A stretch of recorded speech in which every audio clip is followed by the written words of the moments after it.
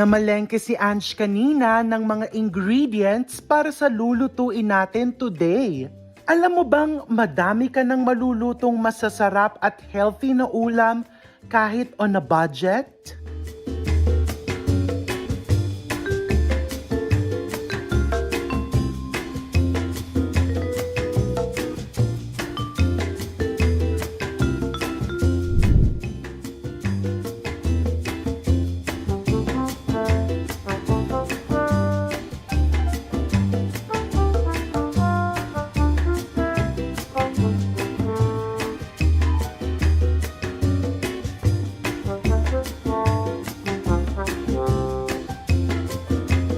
Ange, dear, are you back from the palengke? Yes po, Chef.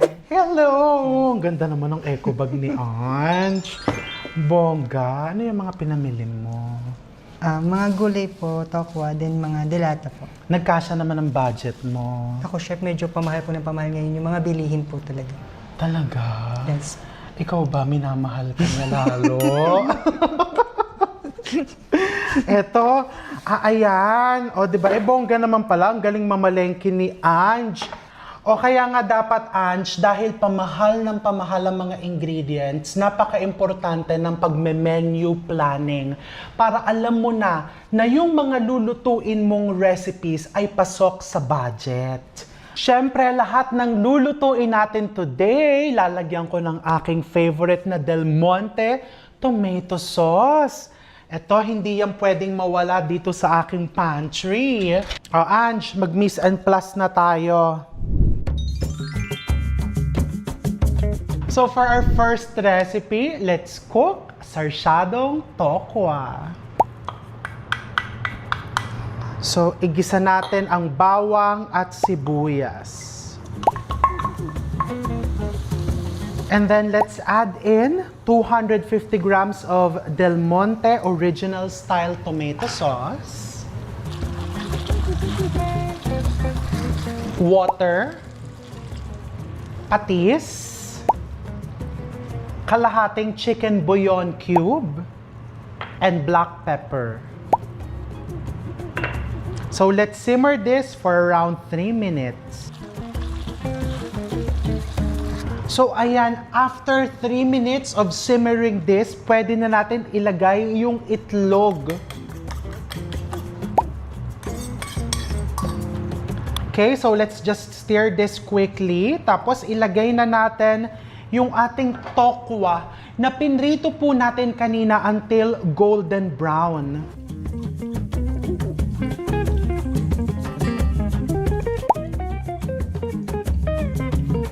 Oh wow, just look at that. O diba, super duper bongga. Super easy to make, affordable, healthy, and high in protein na ulam. So ang tip ko, pagka nalagay mo na yan, wag mong i-overcook para hindi maging rubbery yung inyong itlog. Spring onions. So, ayan na ang ating sarsyadong tokwa. At para sa pangalawa nating recipe, let's cook sardines miswa patola. Okay, gisa natin ang bawang, sibuyas, and then ilagay na natin ang sardines, 1 can of sardines, and 1 pouch of Del Monte Original Style Tomato Sauce. Ayan.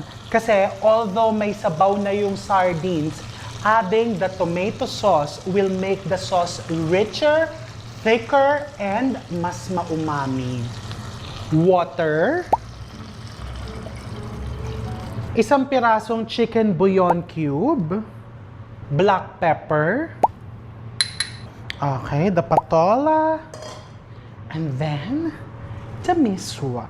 Tabi ka muna dyan, patola, para ang miswa. Ayan. Perfect na perfect ito para dun sa mga busy na naghahanap ng recipe para sa madali pero masarap na ulam. Yan. So, isisimmer lang natin to dito ng mga 5 minutes. Ayan na. So, pinatay ko na yung apoy because we don't want to overcook the miswa and the patola. O, diba? In just 20 minutes, na-level up natin ang simpleng delata with this sardines, miswa, patola.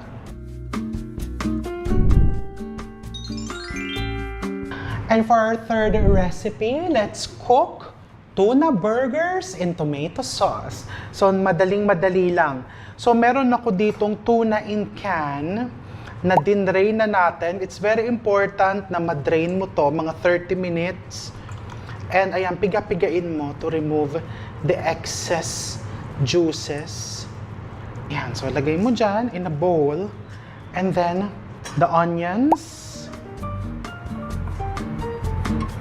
Spring onions, chopped also, cornstarch, breadcrumbs. I'm using fine breadcrumbs, egg, salt and pepper, and calamansi juice. So we just combine all the ingredients until smooth. 4 na patties ang magagawa po natin dito. So, pagka-mix natin, i-divide natin to into 4 patties. Ayan, so para ma-divide mo equally, pwede mong, diba? Or kung ayaw nyo nagkakalamangan, pwede mo naman timbangin. Then you just form it into patty. This is very economical kasi since luto na yung canned tuna, you don't need to cook this for so long. Ayan. And then, i-pan fry lang natin over medium heat.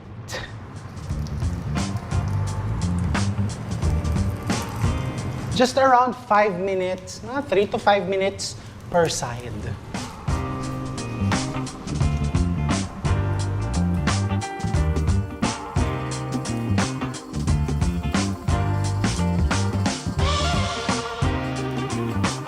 Okay, now gawin na natin yung sauce ng ating tuna burgers. So first, you need 115 grams of Del Monte Original Style Tomato Sauce.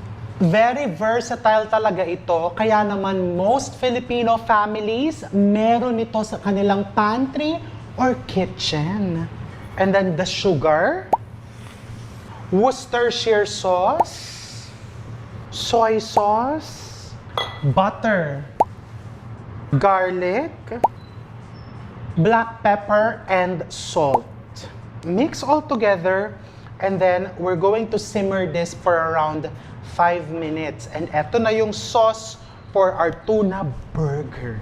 O, diba how bongga is that? So this is the healthier, saucier, and budget-friendly version ng paborito mong burger steak. So, mag-plate na tayo. Oh my! So, eto na ang ating 180 pesos saucy savor ulam.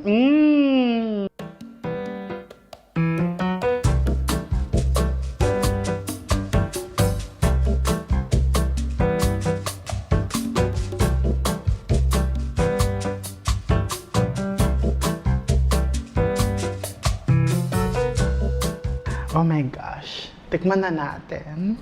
So first, sardines, miswa, patola. Wow. Actually, hindi naman ito soup. Ito ay pang-ulam talaga. Pero, bakit ba? Magkanin tayo. Rice. Okay, unahin muna natin tong patola miswa. On this side.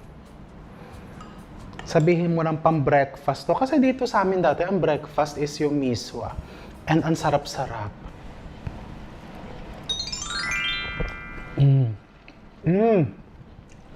Sarap. Sarap.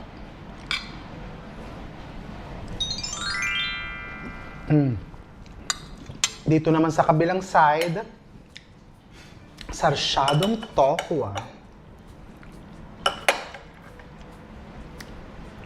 High in protein. And tignan mo, oh, yung sauce pa lang yan.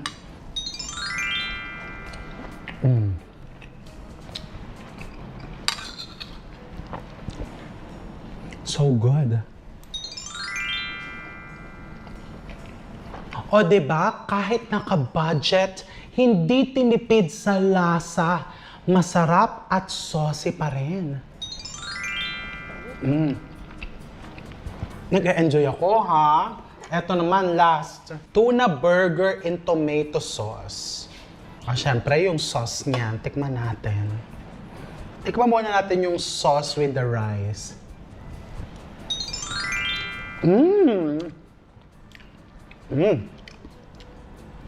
Ang sarap.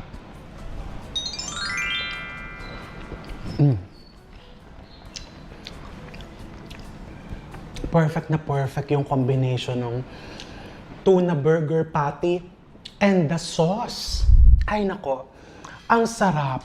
O 'di ba? Makakagawa ka na ng ulam na good for 3 to 4 members of the family for just 180 pesos. And hindi lang basta-basta ulam yan, ha? Tignan mo naman ang niluto natin today. If you want more ulam ideas like this na pasok sa weekly budget, join the Kitchenomics Club Facebook group and follow Del Monte Kitchenomics on TikTok. Gumawa ka na rin para makasali ka sa Kakitch Saucy Savor Challenge. And don't forget to tag me kapag ka nagluto ka, pinicturan mo at pinost mo sa Kitchenomics Club Facebook group.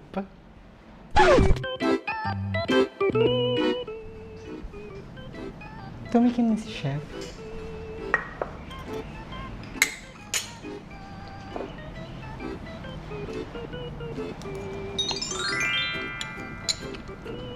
Sarap.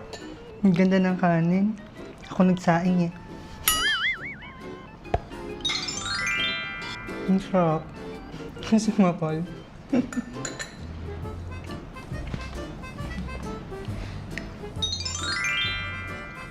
Sarap din.